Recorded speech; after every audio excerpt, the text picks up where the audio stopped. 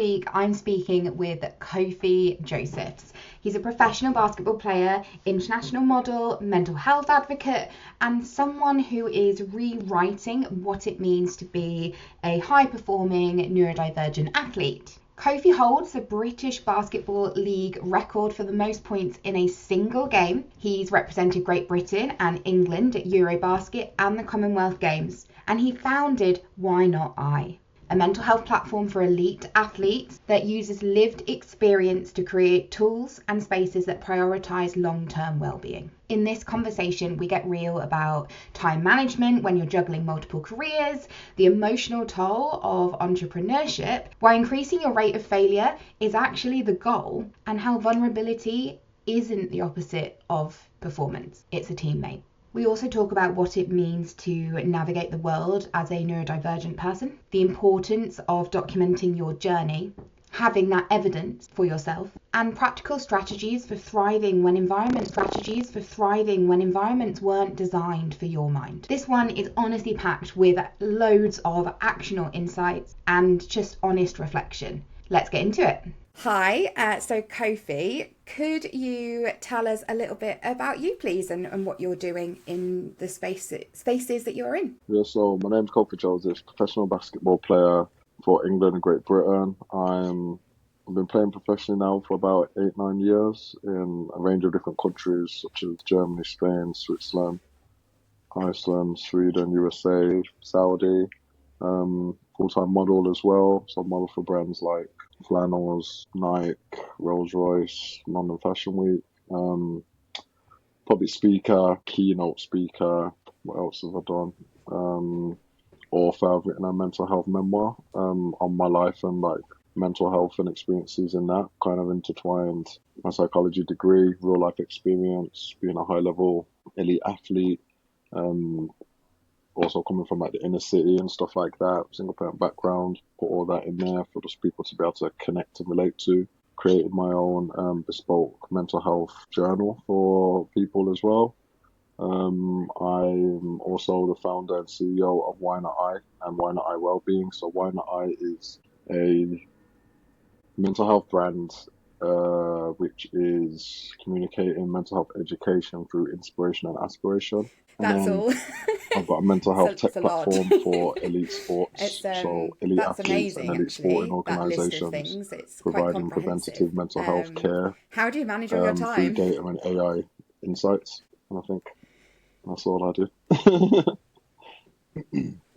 Yeah, I don't think I do an amazing job at it, but I think because I'm on the spectrum as well, I think that's probably how I do manage all my time as well, because for some people it might overload them, but for me, I am very good at like time management and also prioritizing and putting things in each box and then dibbling and dabbling in each box. But also I think that, well, one of the things I'm struggling with right now is designating my days and really putting more focus on each box, so that if I am going to do 3 different things like in a the day, busy work, you try each of those like things that I do need to be the most important for that particular topic, rather than, I don't know, if I need to do something with modeling, like do focused work. So if I can do the key thing that will actually propel me forward, it's actually more important than me doing like 7 things that are not even going to move the needle. So if I really focus on doing the key things that can really move the needle in each area, then I'll still feel like I'm progressing, because I get bored as well and I'll zone out a lot. So if I'm just doing one thing, that's why I also work for myself, because working for other people, I zone out. I don't buy into the journey, what we're doing. I suppose career. I'm just I not don't present. have as many things as you, so but I have to really have various things that I do. Lean into doing the important I always have to ask myself, like, what's the bottleneck but obviously right now? That I know is going to move me forward. What is stopping me from going forward? And it's always me, and it's always because I'm faffing with something else. And it might just be I'm clicking around on Canva to try and make a nice asset for my little community that I run. And the reality is they don't need an asset. I could just say what I want to say in the group and they'd love it. So you just have to like redirect your energy a lot of the time, I think. Yeah, absolutely. Mm. It's like what's Yeah. important and what are you like BSing at that isn't really important. Like, you know, when something's done, but you're like, oh, I need to make it look right. It's like, no, it's done. All the information's there. You're just faffing around now because you're kind of putting off the next thing that you need to do. And I'm really trying my best at that. I don't do the best at it, to be honest, because I'm used to things being a high level and I'm used to me being able to produce things at a high level. So I have myself held to quite a high standard. But sometimes I have to catch myself and be like, what are you doing? Like, come on, get it together because you're wasting your time and it's only going to burn you. But then on the other side, I think one of the things I'm struggling with as well is I'm also doing things that I've never done before. And I'm also surrounded by people who have probably never done it before too. Um, so it's Hmm. kind of like walking in the dark, bumping into things, and all the entrepreneurs and founders and people who I Yeah. look up to, who I listen Yeah. to, they're like, you need to increase the rate of failure so that you can learn faster, so you can just get to that point quicker. And obviously, it sounds good in theory, but it's quite scary to do things that you care about and fail. Do you know what I mean? Because it's just always gut punch, gut punch, gut punch. But it's the only way to realize how to not get hit by taking those gut punches. So it's kind of like the chicken or the egg. But yeah, I'm learning daily, and it's a beautiful journey because I'm realizing Oh yeah, who I'm I relate becoming, to that and the only way a to lot. become the Um, person you want to be, just on your you have to go through the this sort of things that you have entrepreneur to go through, whether you like them environment or that not. you've, And I'm going to say created for yourself, it's because quite interesting I would learning say about I'm quite yourself in real time. entrepreneurial, and I will choose certain entrepreneurial influences to follow over others because they align more with what I'm doing. But the hardest thing with that whole kind of, you have to keep getting the no's to get the yes, Hmm. I find, especially being neurodivergent, is that everything I do, and I think from what you said is the same for you, I pour everything into it, Hmm. and it's an emotional thing. Actually, it's to strive to improve life for someone, or it's to strive to improve a process that someone will benefit from. As opposed to that whole, I want to make lots of money, and we know we need money to live, and there's that whole argument of, we have to make money. But fundamentally, my ideas, and I think a bit like your why not I, they're there to help others. And so if you do get that rejection or a no, it is hard sometimes to bounce back from it because it takes a lot out of you. Me too. Hmm. Yeah, it frustrates me a lot because people annoy me. People annoy me so much, like really. And obviously, I'm an only child. And when you come from the sporting world, I know I play team sports, but like if you're really talented and there's ways you can figure it out alone, sort of, like you Yeah. can carry your team to wins and stuff like that. But when you're in the entrepreneurial world, you have to rely on people. It frustrates me how many people aren't people of their word, and it really jars me, it really frustrates me because they take it's not that they're taking away from me, which they are, but they're taking away from the people I'm trying to help even more, which really annoys me. Do you know what I mean? And I'm learning that because not everyone is the same as you, and understanding that. But normally in life, I just stay away from people who aren't like me. But you can't do that in business necessarily. You've got to work with people. And I know I've been on teams where I've had to like be on teams with people I don't necessarily like or don't like me, but we figure it out for the common goal. Not everyone's got the same common goal out here in business. At least you know in the team sport, like in basketball, the aim is to win. Do you know what I mean? Like we're all on the court, all on this team to try and win and play the best we can. At least we know that. But outside of that, there's so many people with ulterior motives and stuff. So it's quite hard. It's quite frustrating. It's just something that I think I need to go through because there's a guy like that I listen to a lot called Alex Hormozy, and he said if you want to be a what does he say? What's one of his examples? If you want to be a strong person, then you wouldn't necessarily make that person's life easy for them to be a strong person. You'd make their life hard so that they build a resilience to be a strong person. So for me to be a patient person or the CEO that I want to be, then I'm going to have to deal with a whole bunch of donuts that are frustrating me on a day to day for me to learn the skills and the patience to be who I want to become. So I try and remember that Yeah, and the more and more journey is what now. is going to get you to your It's hard, but destination. isn't it? I'm And doing every better. person you You know, as encounter, long as I feel whether like I'm they heading in leave the you right with that direction kind to of be like the person and the man that I want to maybe become, just jump then I forward, guess it's or in all some for it, really, cases isn't they it? hold you It's a back a journey. bit, I think is going to help create the person that you are destined, I think, to become. I'm not a huge Hormozy fan. Like, I don't know enough about him, to be honest, apart from the fact the last like month he's been all over my social media. Yes, because of his book. So I listen to a lot of like Daniel Priestley, and I really enjoy Chris Do, from like more of Mm-hmm. creative side and personal branding. And Because I of his book.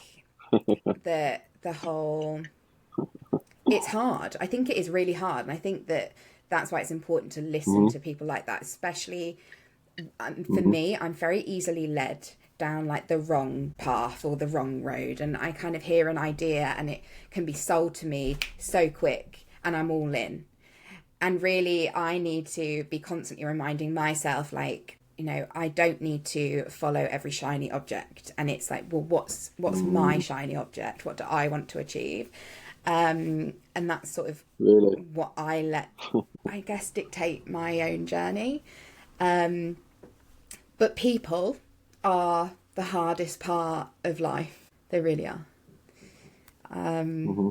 I think that not everybody wants you to succeed, and that's difficult because when I see somebody, I want them to do well.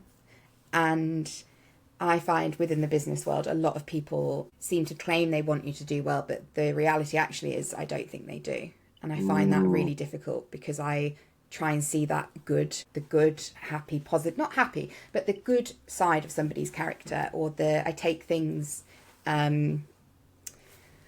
what's the word?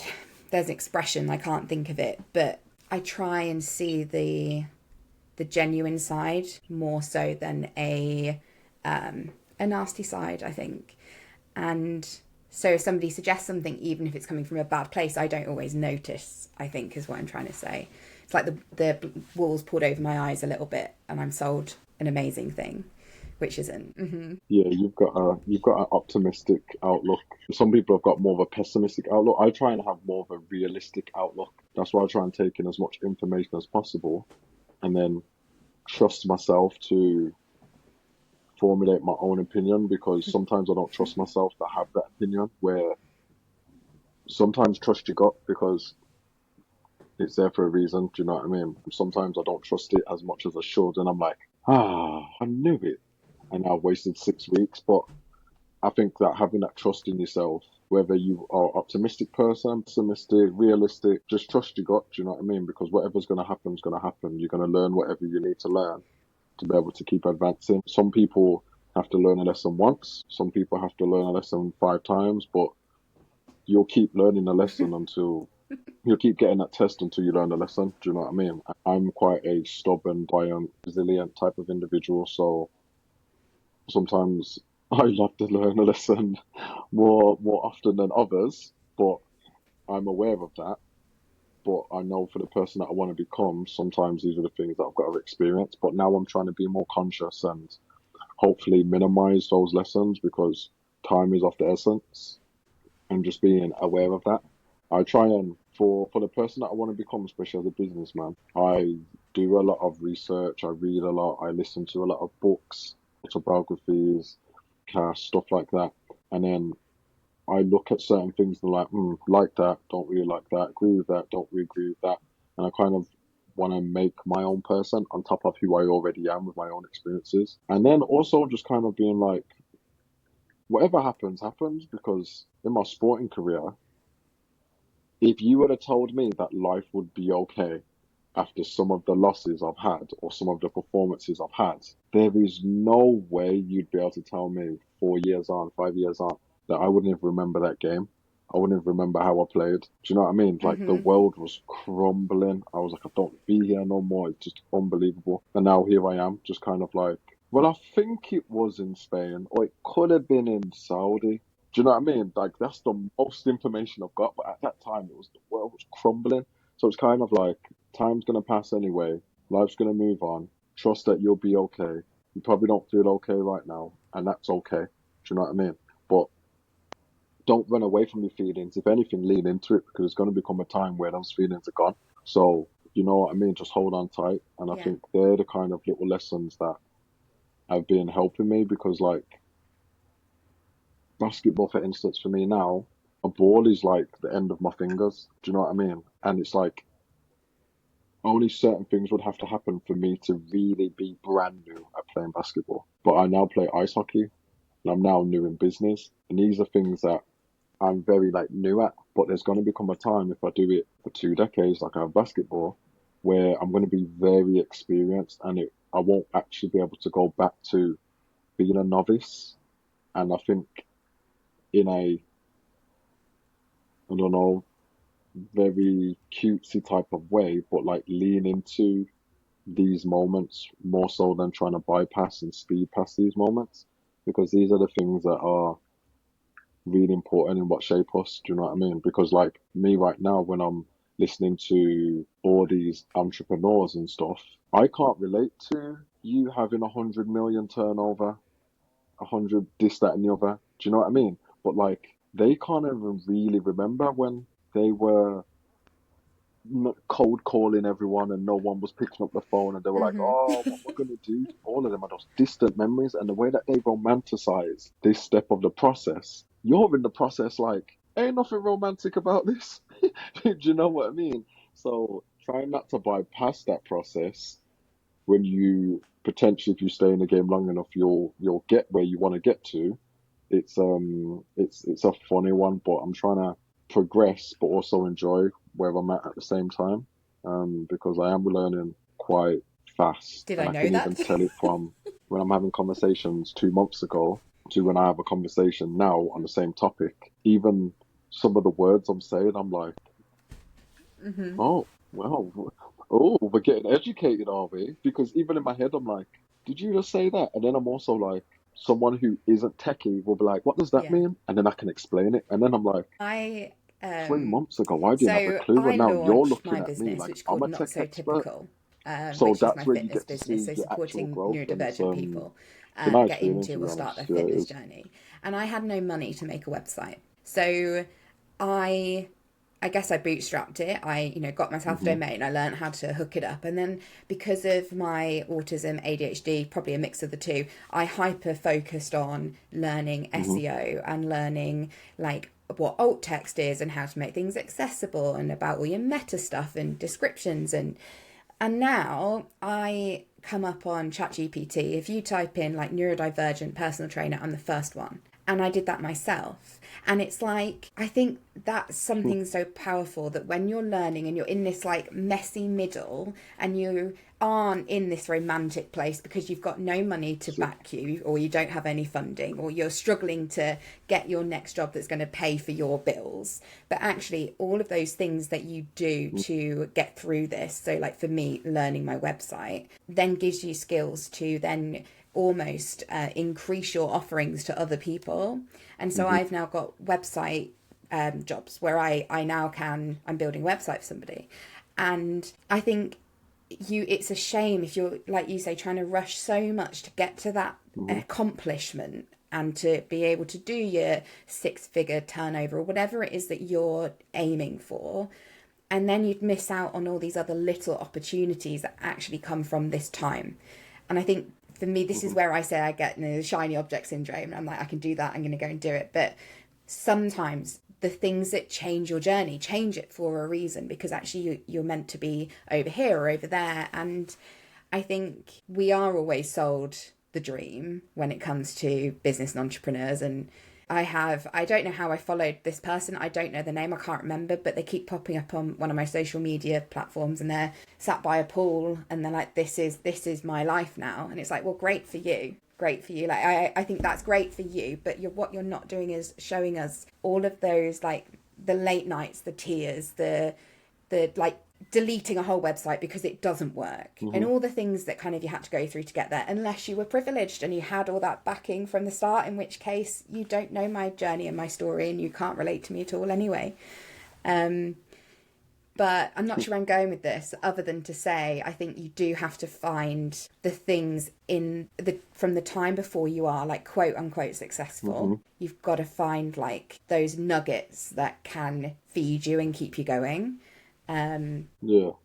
Absolutely. The thing is, it's funny because I said the other day, I was like, a lot of people, even in this day and age, a lot of people love to see the outcome and not the journey. But like, if you're really serious about, like, look how big content creation is now. It's $1 billion industry, and like, or like, I love seeing entrepreneurs who have made it, just because it gives me a nice end goal to see like, wow, you've got 10 supercars. I'd love to have that. That's what I'm aiming for. Or do I even want 10 supercars? Or do I want one helicopter?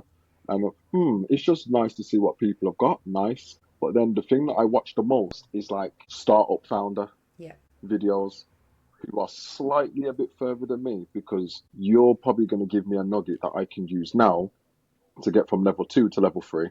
It's great seeing level 100 just to keep the end point in reach, because when you can't see the goal, the destination, it can sometimes like be a little bit like you're drowning. But sometimes it's just good to see shore, even though you're still miles and miles away, but still, you're not just spinning in a circle. Do you know what I mean? So I love watching these founder videos. I'm like, oh, because some of these founder videos, especially the ones who really do create good content, because you're going on the journey with them, if you watch it from a good point of view in terms of you're not hating that they're where they are and where you're where you're at, you're like, okay, why did he do that? How did he do his meetings? How did he do this? Because you realize they ain't got a clue either.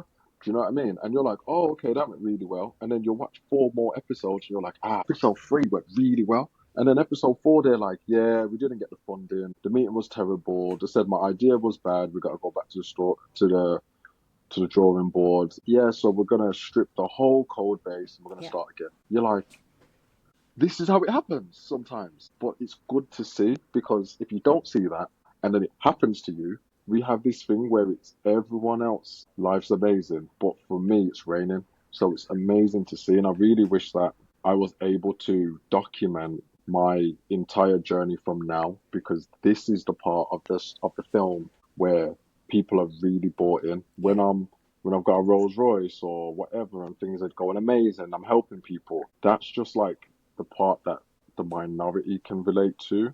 This is the part where people can really like, this is where they can get the help. And I just wish I could document it more. So what I've started doing is every week I do a audio message which recaps my week of what's happened, just so I know, because praise to God, in like 3 years' time, I could be having really major meetings where things are rolling. And then I could go back to like voice note 2 and see how that went, how I was panicking about this, that, and the other. And then I'm like, wow, look at what you're panicking about now. You're still panicking, but like there's a big difference in what you're panicking about. And then you can be like, you see, back then you thought that was Mount Everest. Now he would think where you're panicking isn't even obtainable for you to be able to panic about it. Do you know what I mean? I mean, that's how you keep ebbing and flowing. So I think that's one of the things that I'm doing that won't only just be able to support me going forward, but be able to support others, because I don't have the time to document everything, because it's hard when you see people who are documenting everything but then working at the same time. It's like, I know what it's like to be on ChatGPT all day where my legs are dead.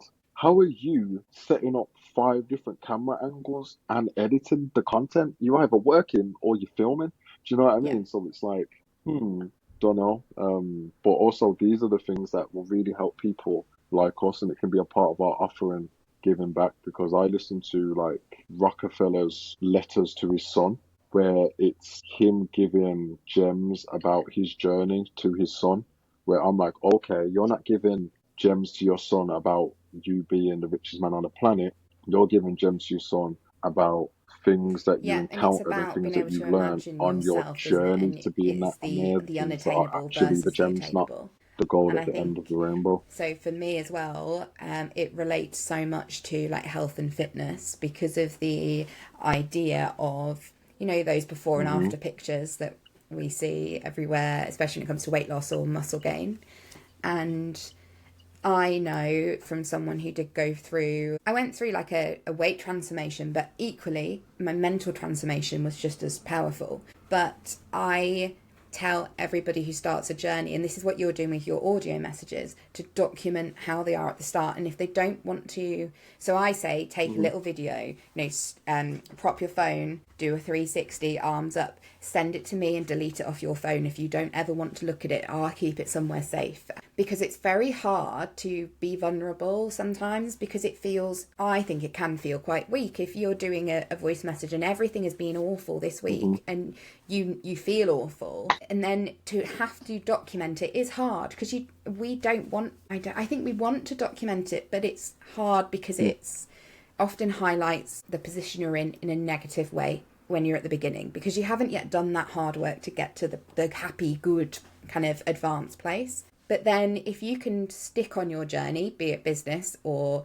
lifting weights or eating a calorie deficit, whatever it is that you choose to do for that, journey that you're in right now, the power of being able to look back to your voice message too, or to your 10-second little awful video that you make of your body before, and then you can see that growth. And I think that, like you say, it gives you something tangible then, because we forget about the hard stuff, like you said at the beginning. We remember, was it like that loss in Saudi or America or wherever it was, but we don't remember the details. And we can remember so for me, I can remember how big I was, but I don't really, you've got to see the difference, for me anyway. And I think it's so important to have that direct comparison, or the ability to do a comparison.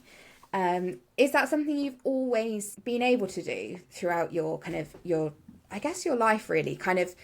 I know it's audio messages have really only popped up properly in the last 8 years, I'd say. So before that, I don't know what it would be. But have you always been able to do that, looking back and having this is the thing, how it was, and now I'm here? Or is that quite a new thing that you've started doing? Did that make sense? It was a bit waffly. Yeah. The only reason why I've started doing the audio message is because my girlfriend sent it me on TikTok. So I was like, yeah, that makes sense, because I'm so focused and such a driven person that I just bulldoze through most of my goals, because I just figure out a way how to get it done. And obviously, being an elite basketball player, I've had 2 hip surgeries, things have gone well, things have gone terribly bad. I'm used to doing really hard things, but I'm also used to succeeding at really hard things. I just lock in, and how long it takes, I don't really care. It's getting done. So I hyper focus on that, and nothing else really matters. But what I'm not really good at is realizing my accomplishments and things that I've done. So this is what I'm building with my company, is probably one of the things that I think I can do for the rest of my life in terms of my purpose and stuff. So I want to be able to remember things, and because I'm so forward thinking, it's really hard for me to look back. I did that big event yesterday, and probably by next week I won't even remember, probably next week. And then this week I forgot that I even did it, because I'm so forward thinking. I'm like a horse with the blinders. And I think it's quite a shame that I actually can't remember most things, especially down to the details. So I think me doing the voice notes and stuff, especially when I get rambling, you can hear, and I'm quite an expressive person, so you can hear if I'm feeling something, or if it went well, if it didn't, because I'm quite expressive when I talk. And I think the more that I speed up and progress, it's going to be a lot harder for me to think back.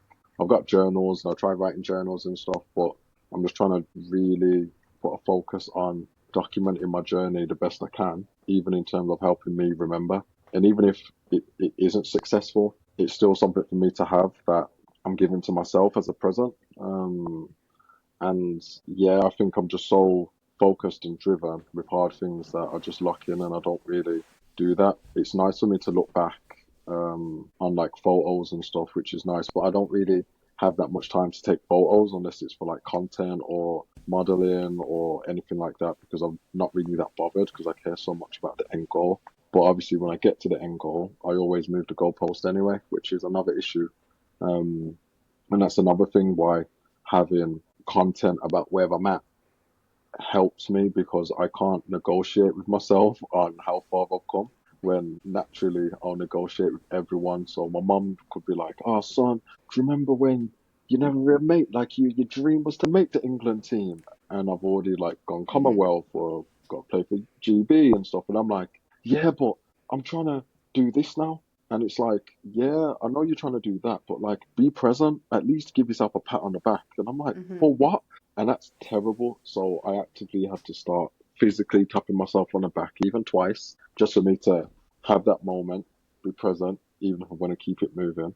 But yeah, I think that's something I want to do going forward because one day when I have kids, if I am super successful and they get brought into that life, they won't know a life anything else, like any different.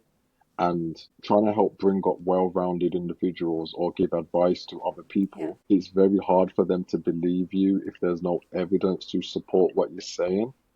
Um, so like I mentor like young athletes and stuff, and I'm talking to them about when I had no even looks from the England team or couldn't even get to America, didn't make Yeah. like the West Midland. I couldn't even make the West Midlands team.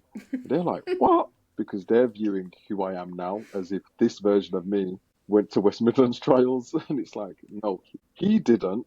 But that guy wasn't good enough, and they're like, yeah, but whatever. Until I show them that I didn't make it, and I show them all the journey, and they're like, okay, now I'm going to believe what you're talking about to get from there to where you are now. So I really am trying to make a conscious effort of doing that because Yeah. I love watching films and documentaries and this, that, and the other about people's journeys because it inspires me so much. The end point is cool to see, but it doesn't really inspire me. And I think inspiration is one of the greatest gifts we can have because motivation is the thing that when it's 7 p.m. on a Monday evening and you're relaxed, you're having a glass of wine, you're watching TV, and you're like, oh, I want to go run a 5K at 5 a.m. tomorrow. You're motivated right now because you feel good. But as Mm. soon as the alarm goes off at 4:15, that motivation's gone. Especially when it's like November, it's cold and it's wet and windy. But when you're inspired, I know for me personally, I wake up before the alarm because I'm like, okay, let's go get it. You know exactly what you're doing it for. You're locked in. Let's go. And you get so much more out of it when you're inspired because you're driving rather than being pulled or being dragged. And I think having content to support that, even on your Yeah, dark I days, or to be would able to inspire fully someone agree. else that's not just And yourself. I think I that's would really key. love to have someone basically follow me around in my life and film me. um, because it's in the moments where you Same. least want to get your phone and talk to the camera Hmm. or press record that you actually need to capture because that's like they're the Hmm. important parts. And yeah, I would love to have somebody come Hmm. and like shadow me for a week and almost just like a normal week and just to Hmm. see those peaks and troughs and the challenges that you go through, because it's yeah, sometimes the last thing you want to do in that moment is hit record. But actually, I don't know about you, but my most kind of what's the word I want Literally. engaged posts when it comes to social media are usually the ones where I am being very, very vulnerable. And in the moment, I didn't want to take a photo. I didn't, but I did because I knew there's that thing, isn't there, Mm. when you get to this kind of place in your life, you know the value of those moments. So you do take a single photo, or you might, I don't know, I've done like a 2-second clip of me crying before and I hated it. I was like, what am I doing? I'm doing this thing that I see people do and it looks like they want attention. But actually, I'm so upset and so impacted by something that I have to capture it because this is a key Hmm. moment. But it is really challenging to do that all the time. Yeah, for sure. I wrote a book, so my book started as my journal because I needed to get air out of my head because I felt like my head was just so overrun with thoughts 24/7 where I couldn't sleep. I was just mentally burnt out. Um, and it started off as a journal just for me to create some space. And then I just decided to compile all like my journal thoughts and this, that, and the other. And then I kind of just kept going. And then eventually I was like, how can I turn this into a book? And I did. And I just kept it going really. So it really just documents so much of my thoughts, my behaviors, how I felt. And I write exactly how I talk. So you really feel like you're talking to me, like you was there with me in those moments. And that's kind of another version of documenting, I could say. I love to write. I love to get things out my head. I like to type and write things down and stuff. That was my version. And in my book, I put Because you need that photos to proof back up thing, don't the you? um, everything that I'm talking about. a lot of things I talk about. Yeah, because when people read it and I'm talking about certain things, it's like with modeling, for instance. Like I did some really big things in modeling. Like a campaign today came out for Chelsea, the football club, major one, and like only certain people know me from when I wasn't like a established big time model, and it's kind of like you guys have no clue what I went through to get to this point. And when I talk about it, because of who you view me as now, you wouldn't even believe it anyway. It just sounds like a great story, right? Let me show you the photos. Let me show you what I was talking about, what I was writing about at that time, where you're like, wow, really? And it's like, yeah, things weren't always sweet over here. It took so much to get to this point, and it's up and down. And I think they're the things that people can really relate to, and they're the kind of things that if you're classed as a high level individual, that people kind of can take you off a pedestal, not in terms of taking you down or dragging you down because they don't like or respect you, but bringing you down to more of a human level, which is better for both people, because for the person who's high level, for example, you feel quite isolated because you've got no one to talk to really about what you're going through, and everyone views you as different. But then also for the people who are of more of a majority type level, they also feel like it's possible to That's be your on that level inspiring, because there isn't isn't it? that That's much that difference point where between you you and them. become And I an think that's really, inspiration, is when they yeah, relate to yeah, you in your journey.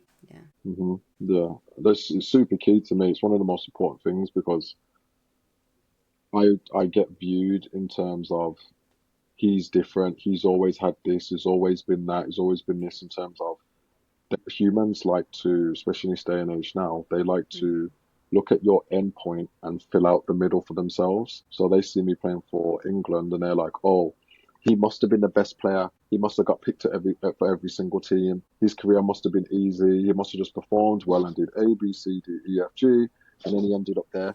But for them, they're like, but my journey's different. My journey's hard. But when you have the evidence to support it, it's like, I'm actually more like Yeah. you than my counterparts at this level. They're the ones who got picked for every single team. I'm the guy who got cut from the England team at under 13, and then next time I got to play for England, I was 26. I didn't do nothing with England for 13 years. I kept grinding, just like you're grinding. When I got there, I didn't feel like I fit in, because I didn't fit in. All these guys, they've played for England for the last 10 years. I have no Yeah. clue. I'm like a deer in headlights. I'm just happy to be here. Do you know what I mean? And it's like, I'm more like a regular person that just didn't give up, that just was persistent, resilient, and just figured things out, than the gifted person who just gets things handed to them consistently over time. So that's what I like. That's my version of like inspiring people, that Yeah. And I think actually, anyone can do it. that's the whole point. It makes it feel achievable when you can show someone that anybody can do it, and it is how you inspire a generation, I think, of people to strive to be better or be more mentally well or be fitter, whatever it is, because they see that you struggled too. Yeah, it's great. Because life's hard, and also like when I talk about being like undiagnosed in terms of like autism or ADHD and stuff like that, anyone who's like read my stuff or like been around me who's got a Yeah, it's a clue about that type of no-brainer. stuff, they're like, of course you are. Do you know what I mean? Just in terms of like, yeah, in terms of like how you're hyper focused, but there's also like a thin line, because there's Yeah. people who might not be it but have certain traits. But then the more you spend around them, you're like, you're definitely it, because you can tell by how badly they handle certain situations and how it's not just a choice, it's like how their brain's wired. Um, and sometimes it's your superpower, because me being who I am, for many years, I thought there was something wrong with me. And it was like, oh, why are things going like this? Why can't I just be like them? I just can't process things how they do. Why do I never let things go? Why am I just like, why am I here? I'd have a game where I've had a really good game. My teammates, they're fine with their game. They're like, we're going to go party, we're going to go hang out. I can't get out of my head the one shot that I missed, where I'm like, I should have made it. And it's like, Kofi, you made 14 out of 15 shots. And I'm like, I can't even remember the 14. The one that I missed, I've made it so many times. And then for 2 hours, I'm on the basketball court at 11 p.m. at night, the janitors are clearing popcorn around me, and I'm shooting that one shot that I missed over and over again. But in my head, I've even questioned myself and been like, bro, go home. You had, like, it's okay. And I'm like, the other side of my brain's like, we can't. We just can't. It's like an itch that needs to be scratched, and it's kind of like if you're clued up, you'll know certain people who are neurodivergent, and then it's just about them using it as a superpower and understanding how to navigate your specific industries or how to go about your life. And I like to plan ahead always because it gives me safety in terms of knowing how to move, how not to move. If I might be in a situation where I know this isn't going to go very well, then what can I do to protect myself? Because I know how I think in certain situations. And I think that is super important for like neurodiverse people, because it is a superpower, but it can also be a weakness if you don't understand yourself. And I think it's our duty to do the research on ourselves, to be able to be our best versions of ourselves in a world where we're probably the minority, not the majority. Actually, well, in terms of people who are diagnosed, there's probably a lot more. It might be the other way around, might be the majority of neurodiverse, but they just don't understand themselves or don't understand things that are going on within themselves. So, And I think the world, yeah, it's really regardless of whether interesting. you're like diagnosed or undiagnosed neurodivergent, the world is designed for neurotypical people, and that makes it challenging. Yeah, Yeah, for sure. it's Rat and race.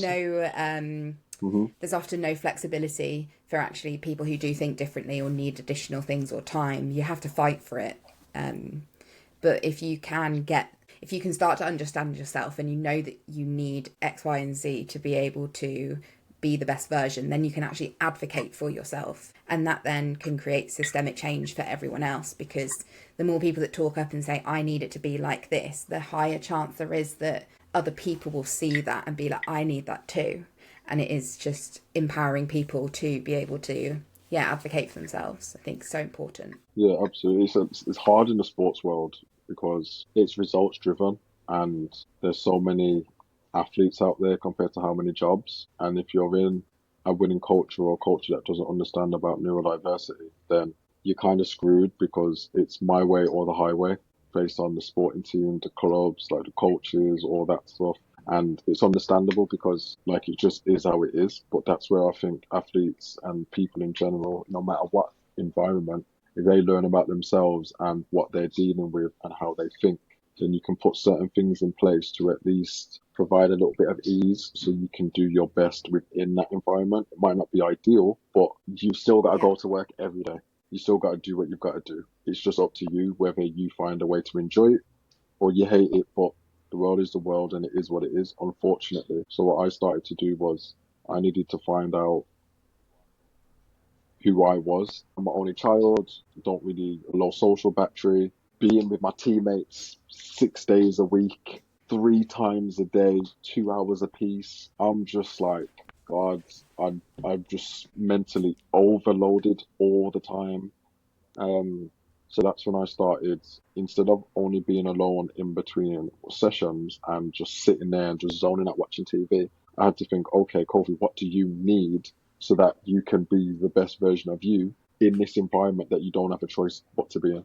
I haven't got a choice but to be at these practices and with my team all the time. Okay, if you need to go for a walk alone, go for a walk. If you need to listen to peaceful music, if you need to watch motivational videos before practice, I love to paint. So there was a period where I used to come to practice covered in paint all over my hands, face, everything, because as soon as practice is finished, I'd have a nap, have something to eat, stretch, and I'll be painting up until it's time to go practice, because that was the only thing that made me be in such a regulated, peaceful place that I could show up to practice and not be highly strung and burnt out, and be able to handle the pressure of being around 15 people, everyone with an opinion. It's loud, the bright lights, and my body's tired, so much going on. But that really helped. So I think that is why I say people, especially neurodivergent people in industries and places where we don't have full control, finding out what you can do to best make yourself regulated so that you can survive and thrive in these places. Because not everyone can just be an entrepreneur. Not everyone can just create their own business. Not everyone can just make their own sports team. It's not as easy as a lot of people make it out to be, especially on YouTube.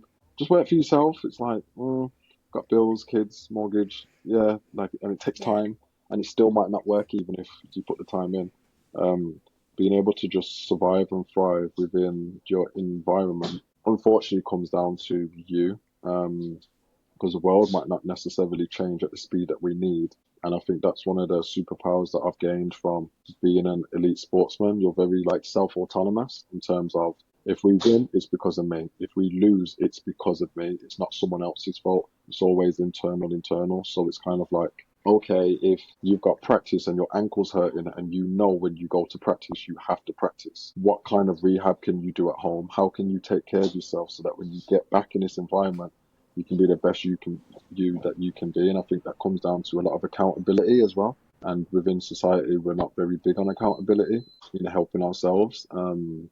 Unfortunately, it's not a very neurodiverse pro world right now. So I think that could be something that can definitely help us move forward in the way that we need. Yeah, definitely. I think it's been lovely to chat to you and sort of hear your I suppose like coping strategies in a way of what you're doing to keep yourself on your journey and on your track of growth. And what I'm going to do is in the show notes put down your links and things so that people can have a look at what you're doing, give you a follow if they don't already, and that sort of thing. But yeah, thank you so much for your time today, Kofi, and just chatting to me about business a lot, which has been quite nice because I don't get to talk business often. But also, with that painting thing, what an amazing bit of advice to say to somebody when, I'm very quick to say, this place isn't accessible, but I'm not great at thinking, well, how can you make it bearable? And I think highlighting the opportunity that you have within yourself, just find something that can keep you going to the thing that is uncomfortable. Actually, there's so much value in that. So yeah, thank you for that. That's really, really good. But yeah, thank you so much for your time, and we will be following your entrepreneurial basketball journey, I'm sure. Thanks so much, everyone, for listening. And thanks for talk to having you me. soon. Thank you. Bye.